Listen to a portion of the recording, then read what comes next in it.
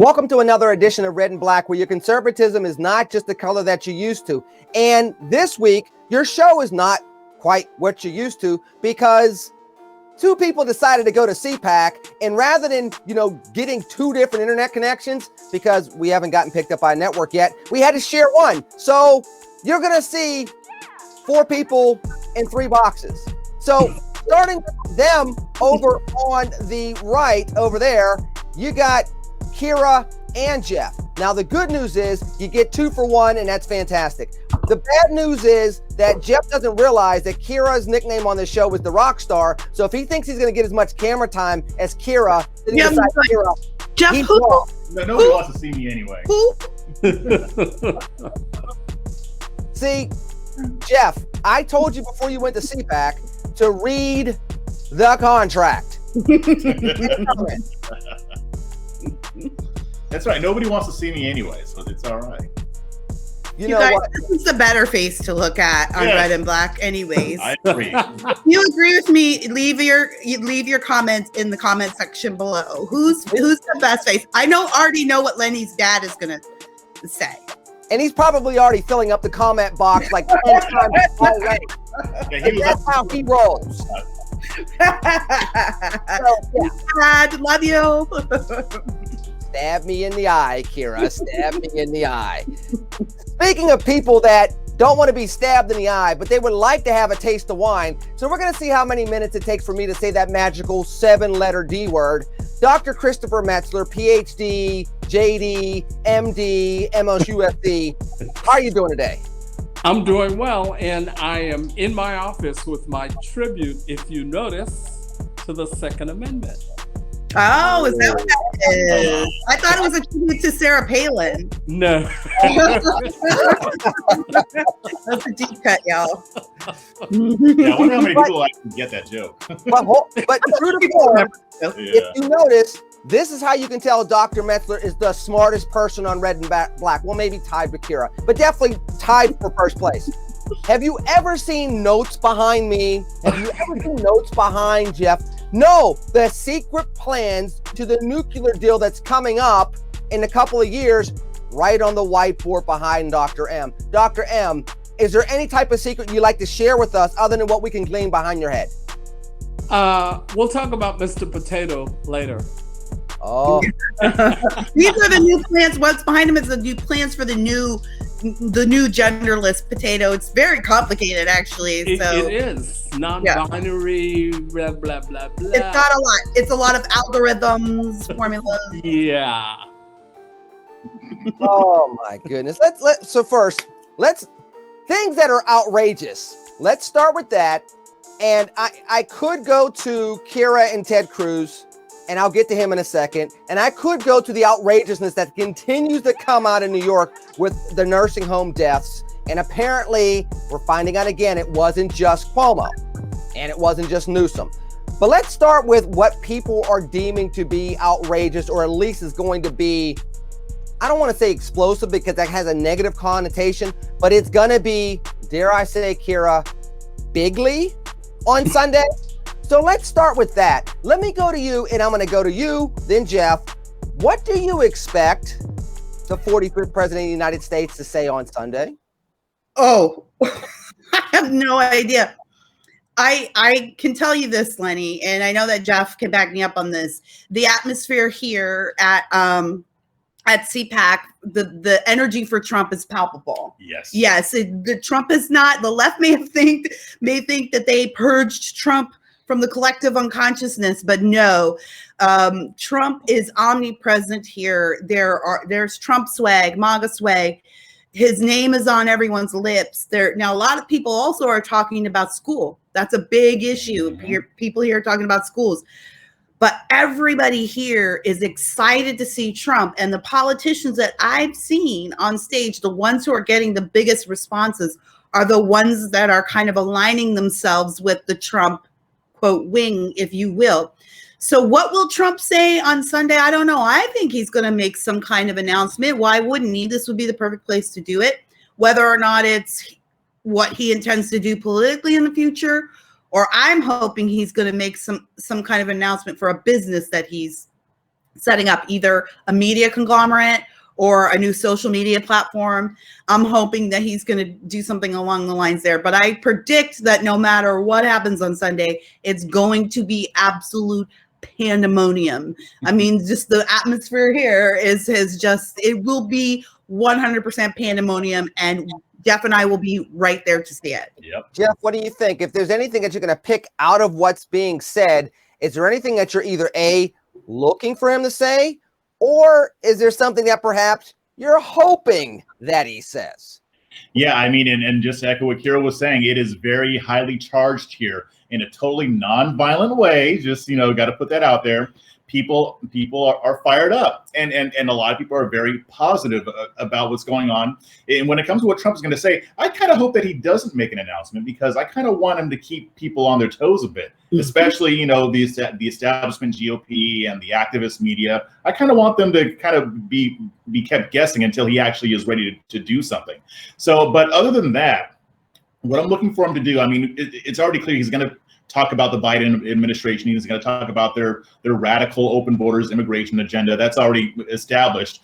But beyond that, I'm really hoping that he takes an opening shot at the establishment GOP, because that's who everybody's really angry about right now. I mean, you've got a full-on effort. I talked to Scott Pressler earlier today. We've got a full-on effort to unseat people like Adam Kinzinger and Liz Cheney, more of the establishment elites who have been around for a while and people don't really like. So I think there's really going to be an upswell of the rank and file conservative voters. And I think that it's already been brewing. But I think when Trump speaks and he starts talking about that, that's going to be the spark that sets the nonviolent and electoral fire. So number one, you keep saying nonviolent. And I appreciate you doing that, because we want not only for people to not think that all conservatives are January 6th, but also that we're not that on red and black. But none of them are. It was like 100 people. None of them are those things. And just to elaborate on Jeff's point, just so you guys can get a feel for the vibe here, I don't think that the conservatives at large understand in the establishment class understand how upset people are about what happened, not only on January 6th, that kind of set us back, but in the election. And if any of the hashtag true conservatives out there want to act like the days of Trump are over, no, not from what I've seen here. If anything, people are more galvanized than ever. Conservatives are more galvanized than ever to purge the party of the establishment class. It's pretty hot and heavy here in an exciting way. I'm glad to see it with my own eyes. And Dr. Metzler, one could consider that you might be part of that establishment class, not because you're thinking the way they are, but the fact that you've been around, you've seen these cycles for years now. You've seen the ebb and flow. You were around with the Republican Revolution of 94. You've seen the Tea Party Revolution of 2009, 2010. You've now seen the Trump era come in and him go into the White House and leave, some would say for the time being before he's reelected. What's your take on this in regards to the establishment and how they're playing in this, how they're viewing what CPAC and the mood is there? Because remember, Pence was brought in to be establishment to Trump being the party crasher, and the establishment guy from the administration, the number 2, by the way, isn't down there this weekend. Well, so a couple of things. He's not down there this weekend. Because from talking to some of my sources on his staff, he just doesn't feel it's appropriate to be down there. He's not sure what the former President Trump would say about him. He's not sure that he won't be booed by many people in the audience. And so that's the reality. That's why he's not speaking. Now, he can say whatever he wants. Oh, well, I've just moved out. I'm reflecting. No, you're not. And he's moved into a cushy position over at the Heritage Foundation. Let's see where that leads to. So as it relates to the establishment, the only thing I would say about getting rid of the establishment is this. If we're going to get rid of the establishment, we have to make sure that the folks we're bringing in don't themselves become establishment. Because I think that's a lot of what's happened with the current party, is that too many of the folks who we thought would move the agenda along have in fact become the establishment. Nothing wrong with being the establishment. However, you have to stick to conservative principles and values and not just be concerned about performing conservative. And that's my big concern, is that we have a lot of people who are trying to shine in the Trump spotlight, but they're performing conservatives. We saw that in a number of cases. And speaking of Kinzinger, it is going to be an interesting race to unseat him in Illinois. Yeah. There are a number of folks who are talking about jumping into the race. I shall not name names at this point, but one in particular, boy, please. Okay. I guess that person apparently knows who he is. So, wow. Thank you for the mic drop, Dr. Metzler. Next time it might break, so please put it down gently. With that said, Kira, I'll go to you then, Jeff. There's a difference between, and I think this is a very interesting thing that Dr. Metzler hinted towards. There's a difference between establishment and foundation. Mm-hmm. And so now we're finding out there are a lot of people that said, we're going to come in and bring back the foundation of conservative principles. They became the establishment and lost their foundation. So that's what the Trump movement, even now at CPAC, is looking for. Yeah, I feel like the Trump voters are really, I don't think they're that obsessed with the semantics of it. I think basically what they want is to feel represented. Mm-hmm. I'll tell you this, as you guys were talking though, Doc, as you were talking, what a great point you made. And it made me think of this, the ESPN docuseries 30 for 30. There's a series on, it's called, one of my favorite shows is Broke. So it's about all the money that these athletes make and then they spend it. But one former athlete became a financial advisor, and he said, I did that because I spent all my money and I didn't know how to, once you get immersed in this culture and there's unlimited cash and unlimited women and unlimited, whatever you want, you don't know what to do with this chunk of money. And so he began a program that mentors young NBA players coming in, and they go through this program and they train and they talk to older NBA players, and those guys tell them what they can expect with the women coming to the hotels and how you kind of resist temptation and how that keeps you safe and your reputation safe and all of that. Give financial advising and counseling, because a lot of these guys come from families where all these people come out of the woodwork then when they're making money and they take all their money and they don't know how to say no. I wonder if maybe conservatives need a program like that in DC on Capitol Hill, where there are mentors that bring these new people in and teach them the culture, but in that way, kind of inoculating them from the establishment culture. This is what you can expect. Don't be surprised by it. Here's your support system. Here's what you should do with that first paycheck. Here's where you should live. You don't want to live around here because you're going to become part of the cocktail party set. Like, I wonder if conservatives are very serious about getting a bigger foothold in Capitol Hill, if this is something we should be looking at. I thought there was a program out there that people could at least get some information on to make sure they are inoculated from those type of things. It's the program called Just Listen to Yourself with Kira. I'm just kidding. I feel like I doubt any congressperson listens to Just Listen to Yourself. But here's the thing, though. Now, maybe that sounds crazy, but that seems to be the disconnect, right, Jeff? The fact that you get ushered into Congress from being somebody that nobody really heard of to being Congressman so-and-so because you're rallying the troops behind your podcast and Kira's podcast and the type of people that gravitate to them. And then once they get to Washington, D.C., to Kira's point, you're going to cocktail parties at 8:30 3 times a week, and you completely forget about the messaging, the perspective, and even the solutions that you were talking about as your bread and butter issues just 6 months to a year ago. Yeah, and I think a lot of the problem is too is I think that there's a lot of peer pressure. Like you've got people who've already been there for a while. They've already realized that they don't really have to do anything to get reelected, and so they kind of meld into that swamp. That's why they call it the swamp. And so they may go there with all the greatest of intentions, but I think when they see how it works, when they see how DC works, and they're just immersed in it, they end up becoming part of it. It's like the Borg, like you get assimilated into what's going on. And there are very few people who can resist that. So I think as long as we have that, and as long as that's a reality and people can do that and still get reelected, then we're going to continue to have that problem. And that's why I've been harping so much on the primaries. People should be showing up for primary elections just as they do for presidential elections. Yep. If that were the case, it would be much harder for that type of culture to take hold and to stay in power, because you're going to get voted out in 2, 4, 6 years or whatever. Yeah, I'm sorry if I could just take a moment for shameless self-promotion. I actually did. I know Lenny doesn't like it when I do that, but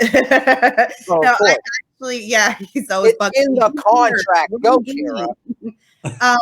I recorded a Just Listen to Yourself podcast on the issue of two-party system, because me being from Canada, but I've lived under a parliamentary system, and I always say the two-party system is superior, and a lot of Americans don't get that, and they say I don't like the two-party system because it limits your choices, right? You only end up with these two same kind of choices typically, and parliamentary system, you have more choices. No, actually, we have all the same choices here, but in a two-party system, we make those choices at the level that Jeff was just talking about. Those choices happen at the primary level. Those choices happen at your local level, in your local elections. That's when you have this myriad, this smorgasbord of choice.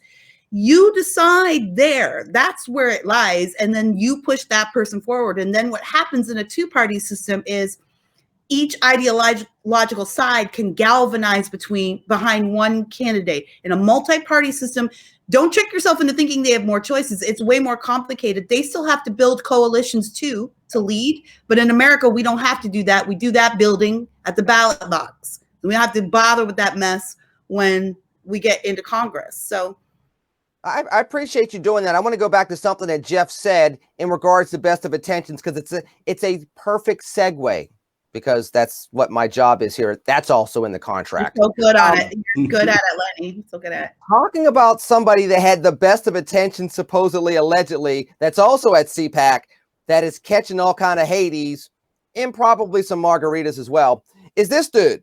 Dr. Metzler, when it comes to this dude, and I'm going to get to Kira's article because she kind of took a different angle on this, but I'm going to start with this first. I know he was at CPAC. I know he got the grand stage. I know he had a chance to talk, but Dr. M, is his career over? Is this going to be his last run? Everybody's saying he's still trying to be a 2024 candidate. If Trump tries to run, I don't see how he's going to do that. And even after the fiascos that he continues to have, from green eggs and ham to now running to Cancun or wherever he ran to in Mexico, is he done, Ted Cruz? I'm not sure that he's done. I do, however, think he needs to take a stadium full of seats at this point. I mean, from my perspective, look, Ted's done a lot. He's done a lot of things, some good, some bad. But, at this point, Ted, hang it up. I just don't see what his future is relative to the party. I worked with Ted before on his campaign. He's a nice guy, but it's time to take a stadium full of seats. We've had enough. Thank you very much. So I don't know that his career is done. I'm not sure what his next is, though. Yeah, that's going to be interesting. And Kira, I'm going to go to your article and then get to Jeff in just a second to kind of meld the two together. But your article it caught a lot of fire from a lot of people. They either were very much agreeing with you or very much not, depending on who it was. But basically what you said was, hey, Ted Cruz, the only thing you did wrong was apologize. Why are you out there continuously going on this apology tour for what you did for your family? You know what? Tell everybody the converse of what Chris said was basically, you all take a stadium full of seats. Right. To me, the left can take a stadium full of seats. I mean, we've been watching their mayors and their people go on vacation. And I guess what my point of that article was, it wasn't that you shouldn't be upset with Ted Cruz for leaving. If you want to be, that's fine. But he's not a hypocrite. And that's why I think this is different. He wasn't being a hypocrite. Ted Cruz isn't a guy that's out there telling all of you all to stay home and to be quiet. And while he goes and vacations, he's telling all you all to live, to take your trips, to go to your places. So he wasn't being hypocritical. And also the other thing is his wife told him, we're cold. Figure this out. Get us out of here. And any man worth his salt knows that if your wife tells you to fix something, then you freaking fix it. Like, so if I was wealthy and had the opportunity to escape a place, I mean, Jeff lived through that, like I'm sure if he had some money, he would have escaped off to Cancun too. And not to say that Ted Cruz didn't owe an explanation, but as far as the hand wringing and everybody getting so upset about it, and even the conservatives out there who want to both sides this thing and be like, well, we have to expect better from Cruz. No, he's not the governor. He's not a local politician. He's a senator. He was off work. Maybe it's bad optics, but honestly, I just didn't care. And it'd be different if he was out there telling me, you guys should stay home. You guys should not leave. You guys should never travel. And then he went and did that, like our governor or, the mayor of Austin or whatever. He didn't do that. And I want to hear what Jeff has to say about this, because I think he'll back me up. Today, Cruz is... Of course he's going to back you up. He's imagine you're elbowing him. But go ahead, I'm sorry. No, he's been hugely... People are so excited to see him. He got a standing ovation on the stage. People, not that CPAC is the end-all be-all of the conservative vote. Like, I get that. But it means a lot. And Cruz is clearly angling for a presidential run. But Lenny, to speak to your point about what happens if Trump gets back in the race, I think Cruz would be fine with a cabinet position. I think he gets it. He's starting to talk like Trump, starting to sound like Trump. The people respond to him like Trump. He has just been flooded since the second he stepped into this building today. People love Ted Cruz here at CPAC. So let me get to Chris real quick, and then Jeff, I do want you to put them together because you lived through it.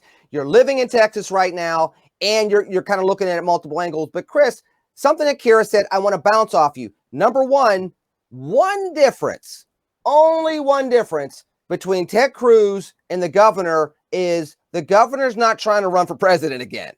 And was there a way that maybe Ted Cruz stays behind and does the optics thing politically, and then does the husband thing and sends, his wife and 2 daughters off to Cancun? Family matters taken care of. Optically, somebody that's trying to step up into leadership, trying to be your next president, is on the ground helping Texans. Could he have done that, or is that just a little bit too much, and that's just a bunch of hooey trying to go into whataboutism? Like, that's too much drama. Look, I don't. To Kira's point, I agree completely. My statement was not so much about the Cancun thing, because I agree fundamentally. Listen, he's not the governor. He's not Lorna Lightfoot getting her hair done. He's not Nancy Pelosi getting her hair done. Getting her hair done. He's not Gavin Newsom getting his hair done. Right, do we see a theme? Yeah. So that on that we completely agree. My issue is, I think, Cruz, in my view, has become too much of the establishment. I see he's trying to get away from that. I just don't know how successful he is going to be relative to that. So that's my point. On the Cancun thing, absolutely. To me, all of that kind of stuff, it's just complete drama. And the whole left thing about hypocrisy and okay, where my list at? Okay, right. Let me get out my list of hypocrisy. Yeah, when we've gone over that previously in Red and Black, I mean, heck, the thing I brought up during Thanksgiving was the mayor of Denver said, everybody stay put. We shouldn't travel for Thanksgiving. Then he got on 2 planes, I believe it was, and went to Mississippi from Denver by way of Houston. Mm-hmm. So he was an American. yeah, there are multiple examples. Jeff, you have lived through this. You were down there in the cold. You're a native Californian. You're living down there in Austin. What was your take on all this from a political standpoint and just from a personal perspective? Yeah, so I wasn't happy with what Ted Cruz did.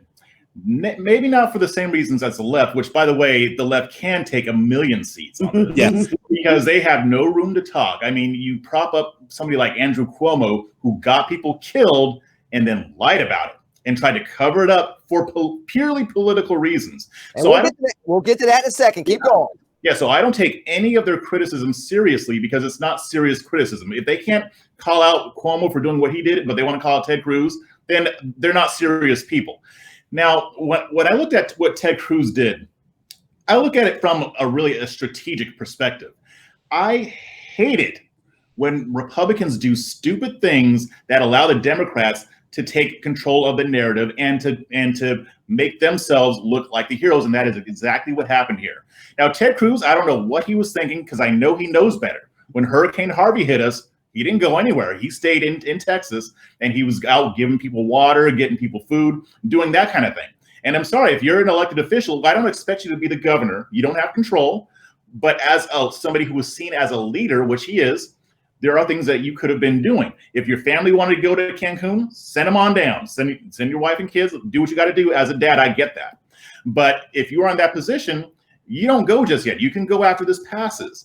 And the Democrats took full advantage. You had AOC who raised $5 million for Texans, people who don't even like her, from New York, raising that much money that went to food banks that went to help people. And people try to downplay that. Oh, she's just doing for a photo op. You know what? Nobody cares. If they're getting that food, they don't care. Take a clue, GOP. Exactly. Take a hint. Beto O'Rourke, same thing. If your car broke down on the road and Beto O'Rourke pulled up, you're not going to say, don't help me because you're a Democrat. You're going to say, thank you, Beto O'Rourke. I don't agree with your politics, but that was awesome for you to do. I might consider voting for you because my senator went and took off. Interesting, Jeff. Is Beto O'Rourke, is he trying to use this as a comeback? Because I saw him a lot over the last week. Does that guy just go away? He's oh not my going, gosh. He's not going anywhere. And Ted Cruz should have known better. And the reason I'm mad at Ted Cruz is because I like Ted Cruz. And I want to see him succeed. And you know what? This whole thing where people, and I understand where Dr. Metzler is coming from with not knowing what his next is. No, Ted Cruz has a place. I had no idea how much people love Ted Cruz. Yes, they do. I like him, but people always tell me, "Oh, nobody likes Ted Cruz." I'm like, no, I don't want to hear that anymore. You should have seen that crowd when he got out on that stage and he started preaching. He had that crowd electrified. Electric. Dare I say, Trumpian? He had that crowd electrified. Not a single boo. Nobody was sitting down. Everybody was up, like feeling everything that he was saying. So he's got a future here as long as he doesn't continue to do stupid shit. So you know who gets it? You know who gets it? What AOC did. Like, again, I cannot fault her for taking advantage of a photo op. And I don't care if it, like, obviously that's what it was for her. She does not care about Texans. Let's not pretend like she really cares. But who cares? The point is she took advantage of the situation and went and helped people. Now, the person on our side who gets it is this kid, Madison Hawthorne. And I've mentioned him on this. North Carolina. Is he from North Carolina or Michigan? North Carolina. North Carolina. He's here. He's another rock star, budding rock star. People are following around CPAC. He's here. But when the National Guard couldn't go inside, when the Biden administration wouldn't let them inside out of the cold, he took a camera crew, bought 500 pizzas, and went to the parking garage that they were trapped in, that they were forced to rest in, and had his crew filming him giving the pizzas out. Now, he had 12 people with him. He didn't need to hand one person a pizza, right? But what those people were doing were handing him the pizzas so that he could give it to each soldier individually. It was a brilliant marketing opportunity. And that was when I even tweeted this kid gets it. I don't know how sincere he was about I have no reason to doubt his sincerity, but to me in the end, it didn't matter. He got the optics of it. And that's what the game that the GOP is aging now. And even the Democrats, the party is aging, and they're not really grasping the importance of optics and social media. Yep. And viral videos and that kind of stuff. Yeah, we can't afford to have the boomer con approach to this. When I talked about Madison Cawthorn too on my podcast, Breaking Conservatarian, that was you encourage these people, Kira. It was a brilliant move. He knew what he was doing. Yep. And every single we need to. It's important that we elect people based on their principles and policies, but we also need to elect them based on persuasion. That is highly important. We need people who know how to work the media. I don't want somebody who has no principles but knows how to work the media, because we got some of those too. But I want people who have the full package and know how to appeal to the American public. So let me talk about people that get it and don't get it. Another segue. Dr. Metzler, I'm going to start with you on this. We're finding out more and more each day, it seems, how much Governor Cuomo didn't get it when it came to COVID and how he reacted. And they didn't get accountability, which is worse. I mean, this time last year, people forget he was starting to be praised from literally March through probably May as being, quote unquote, America's governor, just like Rudy Giuliani was America's mayor 20 years prior. But the more that it comes out, we're hearing intimidation on both sides of the aisle. We're hearing cover up on both sides of the aisle. Hearing we didn't want political retribution from both sides of the aisle. And this isn't good for Cuomo, but this isn't good for Cuomo and a lot of other governors. And the way this looks makes COVID once again become a political disaster on top of it being a pandemic tragedy. Well, I'll start with a very simple answer, which is lock him to hell up. That's where we need to start, because in fact, a number of things that he did were simply criminal. That's number one. Number two, the left and his entire public relations machine created a fictional character to begin with. He was supposed to be considered for a position in the Biden administration. Number three, you're talking about people's lives. And then he get some sort of Emmy or some foolishness for doing all of these things. Take all of that back. Just like you're trying to erase everything that Trump did, why don't you try to erase what he did? The fact of the matter is, these governors, and in particular, the ultra-left liberal governors, are poison to the entire country, to their states and the entire country. And I think what he has to worry about is a very strong challenge on the left from Tish James, the Attorney General of the state of New York, who, by the way, is herself investigating him. He behaves no better than a thug, a criminal. Yet he had the nerve to talk about, well, Trump is a thug, he's a criminal, he's all of those kinds of things. Look in the mirror, Drew. Kira, isn't this kind of what people accuse conservatives of doing? Hey, yeah. you don't like bullies until it's your bully. Where here we go again on the left. It's like, okay, you don't like Trump because you say he's a bully, but Cuomo, people forget, Cuomo was pushing back a lot on the Trump administration on social media, in the press conferences. They had, in essence, dueling press conferences, which I may know a little bit about this week. They had dueling press conferences, and Cuomo was given the upper hand in the mainstream media. And now what we're finding out is a bully is a bully is a bully. You don't control bullies. And oftentimes they do things that end up being very unethical, and it doesn't matter what the letter behind their name is. It's projection. Mm-hmm. Projection. It's not the bullies aren't over here. The Republicans don't even have enough power in the media to be bullies. I mean, not that they wouldn't be if they could, but they can't be. They don't have the power. So it's absolute projection. But the other thing is that, I mean, you guys, Cuomo wrote a book about how well he handled COVID. The man wrote a book while we're not even through COVID yet. We're not even through it yet. We're still trying to figure out how to get people vaccinated, how to get back to school and get back to traveling and work. We're still in the midst of the pandemic. And he wrote a book about what a genius he was at handling it. And he was aided and abetted by his brother who works for CNN. Why doesn't anyone find that to be a conflict of interest? Why do we just accept that Chris Cuomo is allowed to give his brother, Andrew Cuomo, cover as a member of the mainstream press? And Chris Cuomo has the nerve to talk about how objective he is all day long. He has the nerve to say that stuff.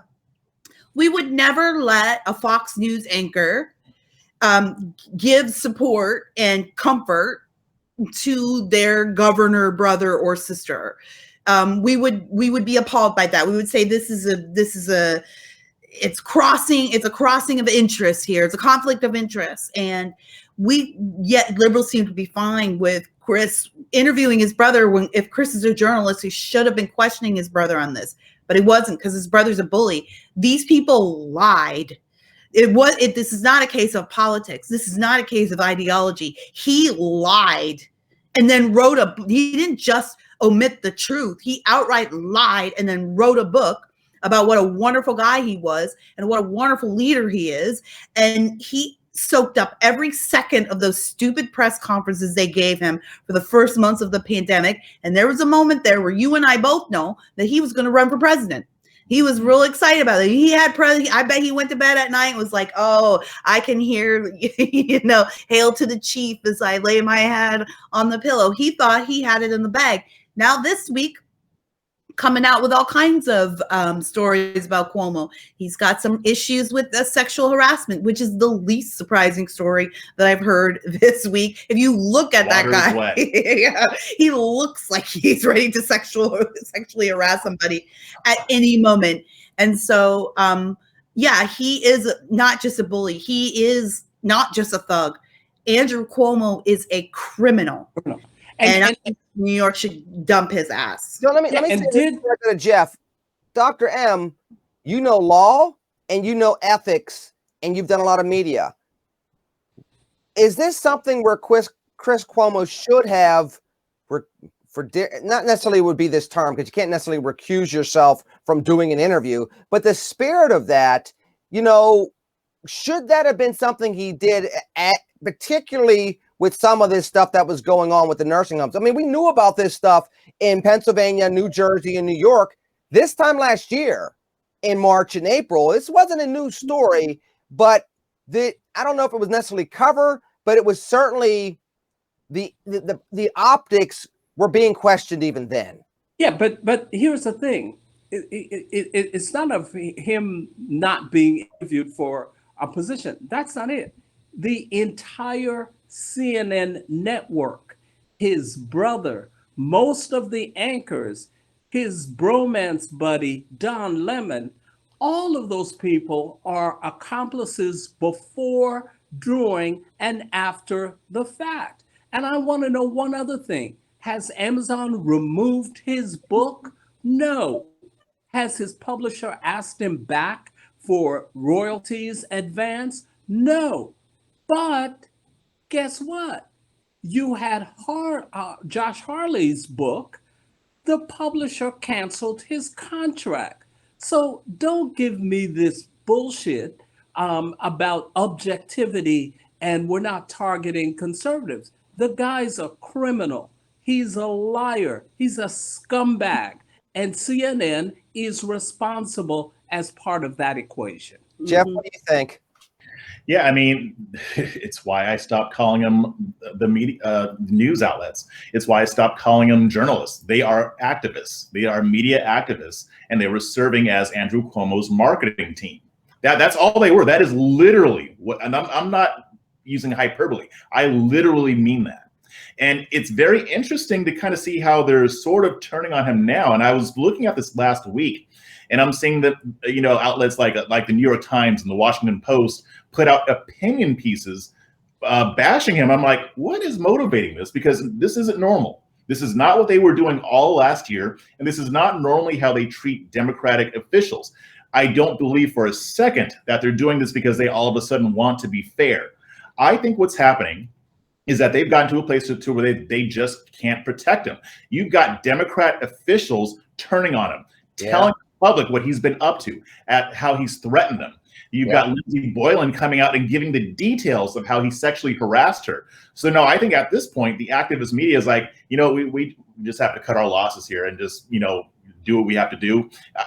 I'm very surprised that he might actually face some consequences. It's possible. Now, if he gets off, I wouldn't be surprised by that either.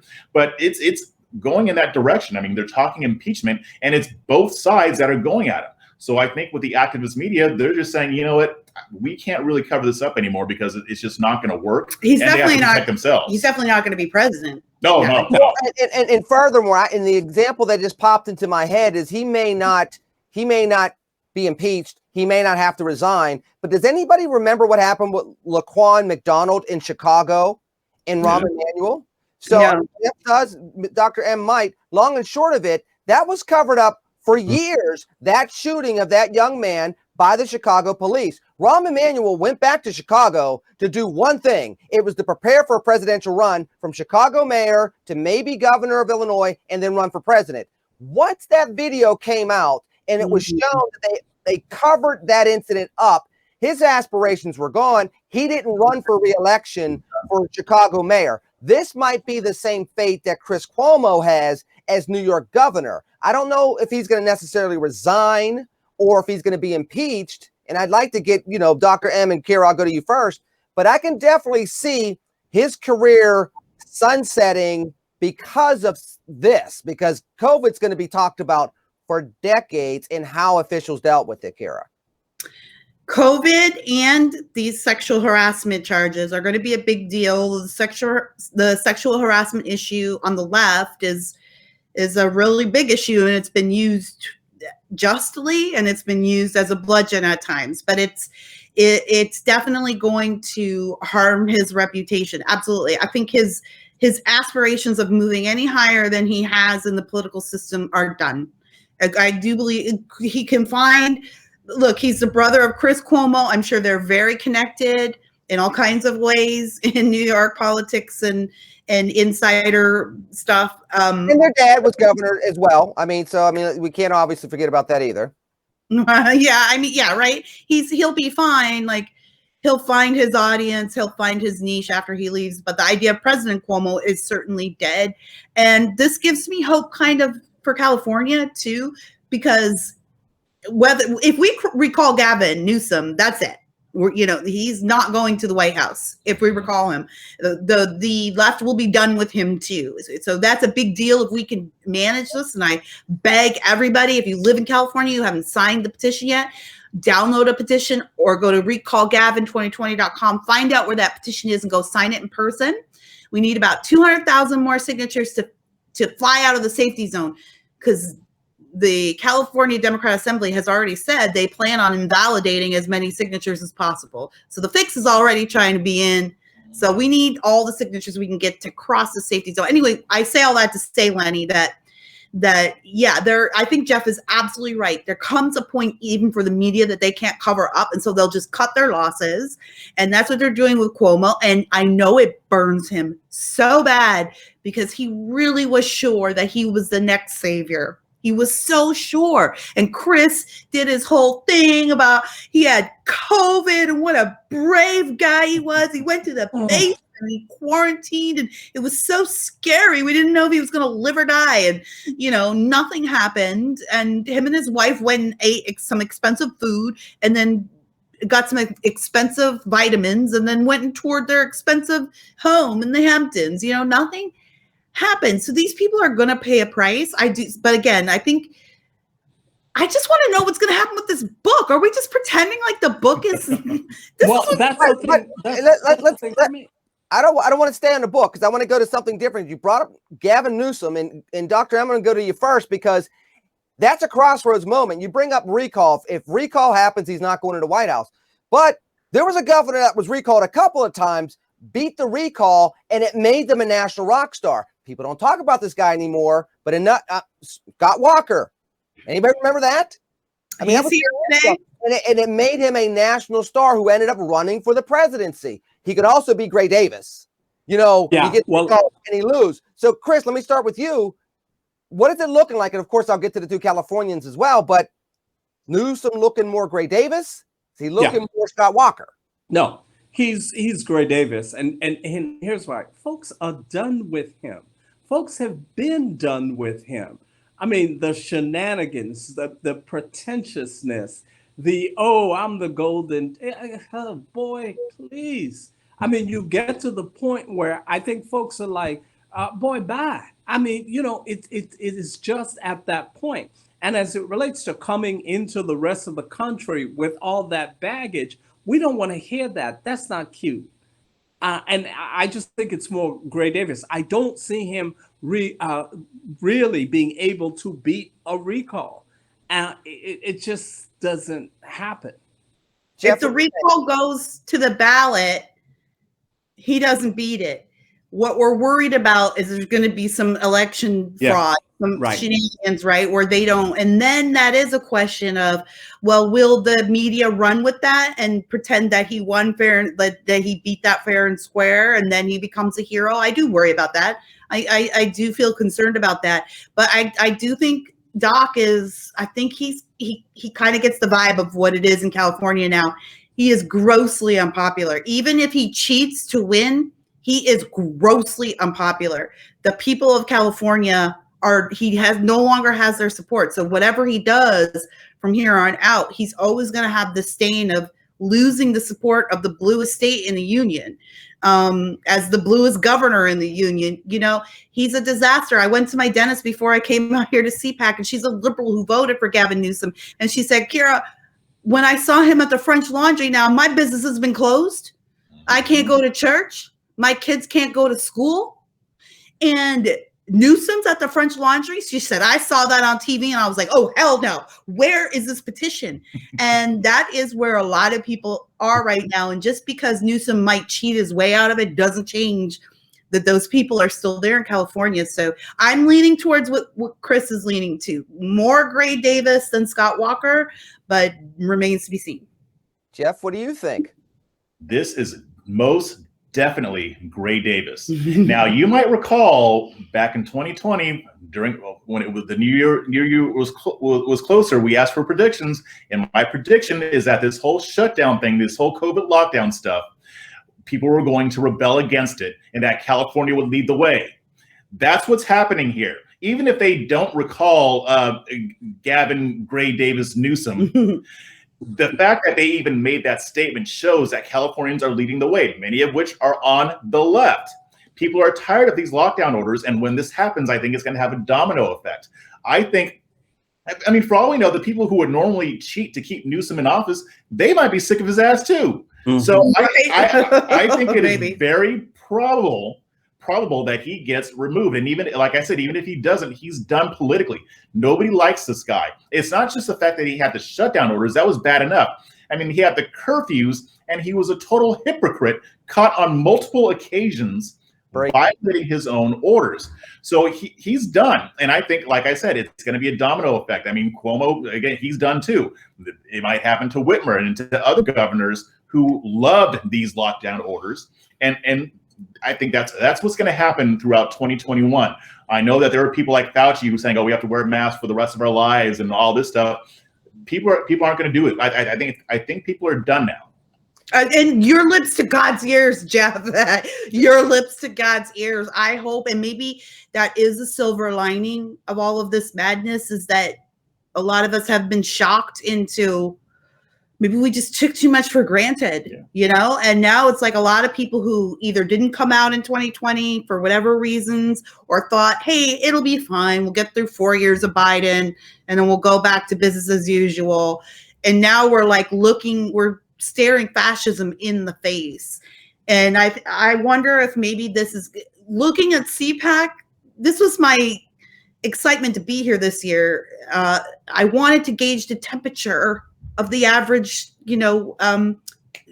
attendee, and looking at the people and their passion and their rage about not just about Trump, but about their lives where they live, Can't go to church, can't go to school. School is what everyone is talking about here. Everybody. So if you live in a state where your governor is not letting your kids go to school, that's making a lot of parents, Democrat and Republican, really, really angry. And it is the one thing that people are, when you walk by them in the hallway, you hear that conversation. When you sit down next to them in the ballroom, you hear that conversation. When people are on the escalator, you hear that conversation. School is a huge deal here. So yeah, I am really hoping that Jeff is right and that this will start some kind of domino effect that we're going to see in 2024. Now I wrote today, and I'll just wrap up with this real quick, Lenny. I know we're running out of time. I wrote today an article at Red State about DeSantis' speech this morning. He opened CPAC this morning. It went as expected. He was greeted as a hero. The atmosphere was electric. He gave a speech that to me said he's running for president, right? It was a laundry list. These are my qualifications. It was quite Trumpian, but not overtly so. He hit all the buzzwords, fascism, censorship, all of that. But he's doing what I think the GOP needs to be doing. I asked the question, is it too soon to start thinking about 2024? Absolutely not. What we learned to our detriment this year is that the Democrats have been planning 2020 since 2016. And they have been colluding with media and big tech and making all their arrangements and making sure that they had lawyers in place so they could change the election law where it needed to be changed. That was the long game. So you're damn straight. GOP needs to start now. It's not too early. That's what Ted Cruz was doing today. That's what DeSantis was doing today, in my opinion. Tomorrow, Kristi Noem speaks, and that's going to be another big, interesting thing. And then, of course, we'll have Sunday. I saw Rick Grinnell. I met up with Rick Grinnell today at KBC, and he's making, some moves. Maybe there's a presidential run in his future, or maybe a governor run. So there are people here who are already planning. And I think the rest of the activist class needs to get on board with this. It's time to start planning now. You said the word straight, and I need to pivot into this before we go. Guess who doesn't get the opportunity to choose that anymore? This dude. Mr. Potato Head. So there's a report out there. We got like 2 minutes. There's a report out there that Mr. Potato Head is only going to be Potato Head now because they don't want to offend people by saying Mr. Now, there are people that watched the show last week that said, look, you don't like Aunt Jemima, and now you saw what they did to Mr. Potato Head. And some of those people's name is Kira Davis. This is different. It's a toy. It's what, are we offending people from Idaho now? Because of their asking for it. Pardon me? That's my thing. That's my thing. Like, who is demanding this? Like, how many people? Who are they responding to? Is it 1% of people, or is it 80% of customers? Like, who asked for this? Jeff, there was a Mrs. Potato Head. It's not like they let it out. No, by the way, go ahead. Yeah, I was raging about this too. But, I did find out later in the day that it wasn't real. It wasn't fake. It was fake news. Hasbro issued a statement saying, no, we're not changing it. Now, as far as the packaging goes, they'll put Potato Head, but Mr. and Mrs. Potato Head are still going to be a thing. Oh, they're just changing the packaging. Head, though. Even that. Mr. Potato Head. Look, by the way, this isn't like what little girls would do with Barbie and Ken and flip-flop the clothes. You literally can do one step further. You can flip-flop the parts. Yeah. You don't have to worry about gender because Mr. Potato Head can, have surgery, and that's that. And also, he's a potato. Also, it's a fake potato. It's not even a real potato. Have you ever tried? No, I'm not even. I digress. Well,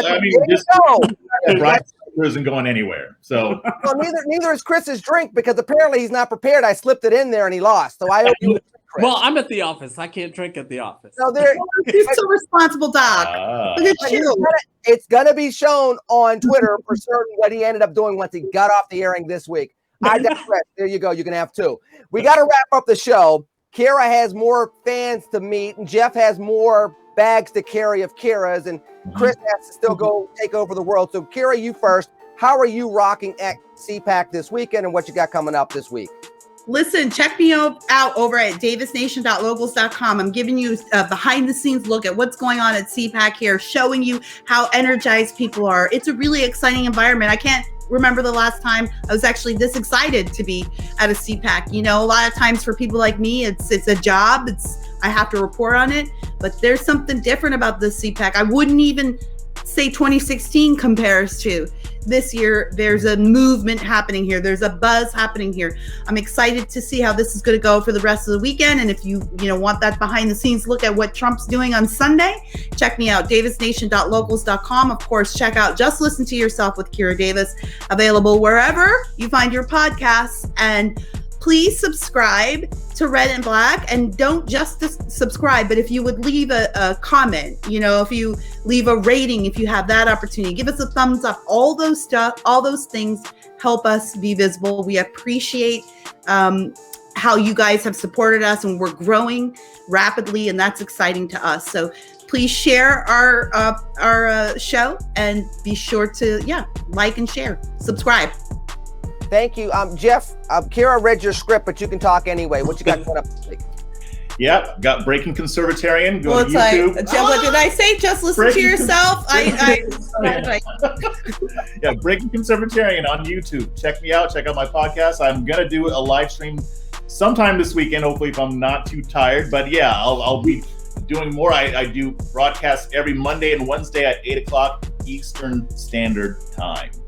And listen, Jeff and Kira are not only promoting their stuff and Red and Black, they're also signing autographs at CPAC. So if you find them, they're doing two things. Kira's signing autographs and Jeff's paying for drinks. No one knows who you are. Everybody's got a mask on. Yeah, I have to walk around like with my badge, like, hey, it's me. Kira, everybody knows who you are. You're a rock star. Dr. Metzler, what you got going on this week? Well, this week, just trying to survive an audit of my CLIA certified lab by the authorities. That's what I've got going on. Also, always check me out on all social media at Dr. Metzler. Fantastic, folks. Find us on Red State. Those of us that write for Red State, we got material continuously hitting the website. I write every Sunday, 11 a.m. I've been talking about Black History Month all throughout February. It's February 28th. You can rest assured that I'm going to have one more article talking about Black conservatism, and how we reach and expanding in a more diverse America. Some of you will love it. Some of you, not so much, but you all need it. Please make sure you read it. Read Kira's stuff. Read Jeff's stuff. Follow Dr. Metzler. Let's all work together. Tell your friends and your family, subscribe to Red and Black. They don't have to be conservative, but this is the place where their conservatism is not going to just be the color that you're used to. In the meanwhile, I love you. You two be safe in Florida. You be safe as well. You all be safe out there. We'll catch you next week. TCNGB, take care and God bless. Bye.